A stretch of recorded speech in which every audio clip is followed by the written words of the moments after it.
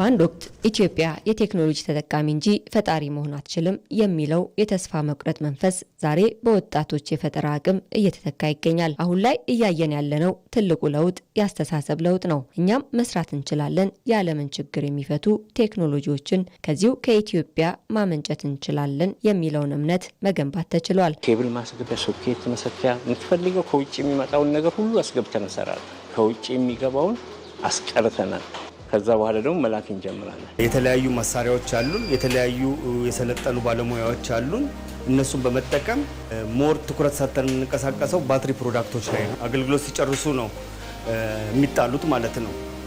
ስለዚህ እኛ ትኩረት ሰጥተን ባትሪውን ካከምን፣ ባትሪውን ህይወቱን ካራዘምን የዛ እቃ አገልግሎት በፊት ከነበረው አገልግሎት ተጨማሪ አገልግሎት ሊሰጥ ይችላል በሚል ነው ያንን የምንንቀሳቀሰው። በመደመር እሳቤ የታነጹ እነዚህ ስራዎች ካለፈው ታሪክ በጎ እሴቶችን ወስደው የነገን የቴክኖሎጂ ዓለም ከዛሬው ነባራዊ ሁኔታ ጋር እያቀናጁ ይገኛሉ። ይህም የሀገርን አቅም በማቀናጀት ሁለንተናዊ ብልጽግናን ለማምጣት ለተያዘው ግብ ትልቅ ስንቅ ሆኗል። የግብርና፣ የጤና፣ የፋይናንስ እንዲሁም የሮቦቲክስና የዲጂታል ክፍያ ስርዓቶች መስፋፋት ኢትዮጵያውያን በማንኛውም ዓለም አቀፍ የቴክኖሎጂ መስክ መወዳደር እንደሚችሉ በተግባር እያሳዩ ነው። ጂን ኤዲቲንግ የሚባል አለ። የዛ ጤፍ ግንድ እንዲጠነክር አጠር ብሎ እንዳይወድቅ ግን ምርቱ ከፍተኛ እንዲሆን ማድረግ ይቻላል።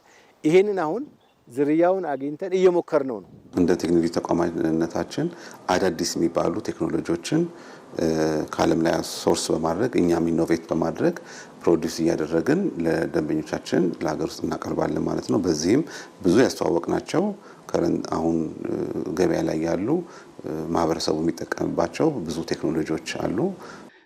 የቴሌሜዲሲን ፕላትፎርም የዛሬ 1 ዓመት ተኩል ተቋቁሟል።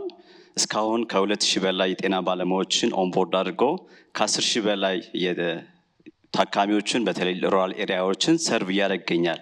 የመደመር እሳቤ ዋናው መመሪያ ያለንን አቅም አቀናጅቶ መጠቀም፣ በጎደለን ላይ በመጨመር የተሻለ ውጤት ማምጣት ነው።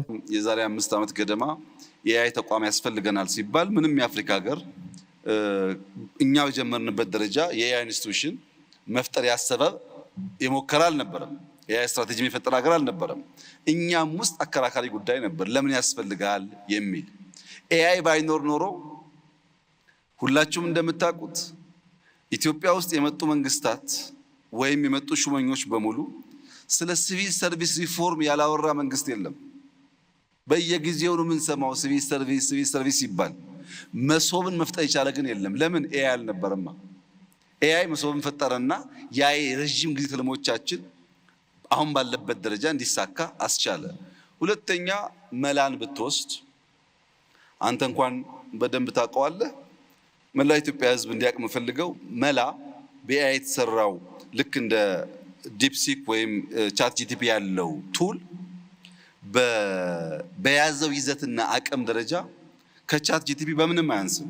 ኢትዮጵያዊ ከመሆኑ ውጭ በሲስተሙ ብቃት በምንም አያንስም እና የኢትዮጵያ አርቲፊሻል ኢንተለጀንስ በቅርቡም በጣም ሻል ያለ ደረጃ የደረሱ ሀገራት መጥተው ሲያዩ እንደሰማሁት በብዙ ሀገራት እንደሚቀርበው ጥያቄ ምንም ጥርጥር የለውም የኢትዮጵያን የእድገት ጉዞ ሊፍሮ ከሚያደርጉ በጣም ኢምፖርታንት ፒላር ኢምፖርታንት ቴክኖሎጂካል አቅም አንዱ ነው።